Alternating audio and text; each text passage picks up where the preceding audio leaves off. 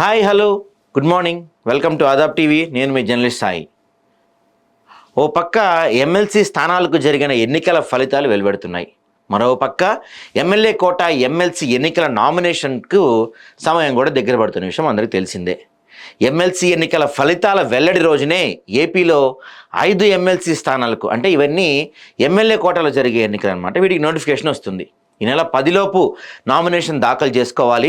11న నామినేషన్ల పరిశీలన, 13న నామినేషన్ల ఉపసంహరణకు వీలుగా షెడ్యూల్ రిలీజ్ చేశారు. జంగా కృష్ణమూర్తి, దువ్వారపు రామారావు, బీటీ నాయుడు, అశోక్ బాబు, యనమల రామకృష్ణుడు పదవీకాలం ముగియనుంది. వీరి పదవీకాలం ఈ నెల 29తో ముగుస్తుంది. ఈ నేపథ్యంలో కూటమి ప్రభుత్వం ఎమ్మెల్సీ ఎన్నికలకు సంబంధించిన సీట్ల లెక్కల్ని తేల్చుకోవాల్సి ఉంటుంది.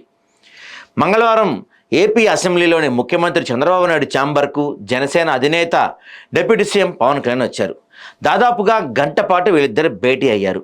ఈ సందర్భంగా ప్రభుత్వం అమలు చేస్తున్న పథకాలతో పాటు ముఖ్యంగా రానున్న రోజుల్లో చేపట్టబోయే కార్యక్రమాల గురించి కూడా వీళ్ళిద్దరి మధ్య డిస్కషన్ వచ్చిందంట.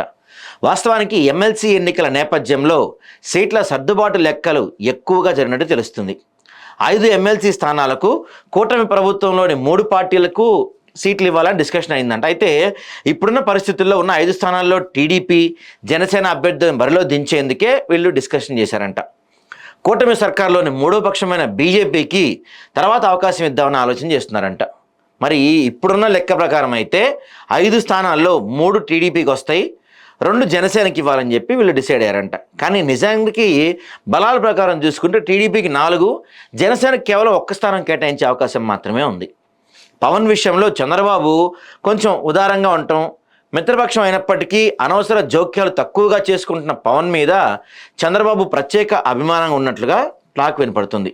సో మనకు అందుతున్న అత్యంత సమాచారం ఏంటంటే టీడీపీకి 3 స్థానాలకే అభ్యర్థులను ఖరారు చేశారు, మిగతా 2 స్థానాలు జనసేనకి ఇద్దామని. ఒకవేళ అనూహ్యంగా ఏమైనా అయితే తప్పించి 4వ స్థానం అభ్యర్థి ఉండరంట. అదే సమయంలో జనసేనకు ఉన్న ఒత్తిడి నేపథ్యంలో 2 ఎమ్మెల్సీ స్థానాలు ఖరారయ్యే దిశగా సమావేశం జరిగినట్టు తెలుస్తుంది. అయితే వీరి మధ్యన జరిగిన సమావేశ వివరాలు వెల్లడైనప్పటికీ ఎమ్మెల్సీ సీట్ల లెక్క అంశంపై మాత్రం అధికారికంగా ఎటువంటి సమాచారం రాలేదు. 2-3 రోజుల్లో దీనిపై ఒక ప్రకటన కూడా వెలువడే ఛాన్స్ ఉందని చెప్తున్నారు. ఈ ఎమ్మెల్సీ కోటాలోనే నాగబాబును కూడా తీసుకొని నాగబాబుకి మంత్రి పదవి కూడా ఇచ్చే అవకాశం ఉందని చెప్తున్నారు.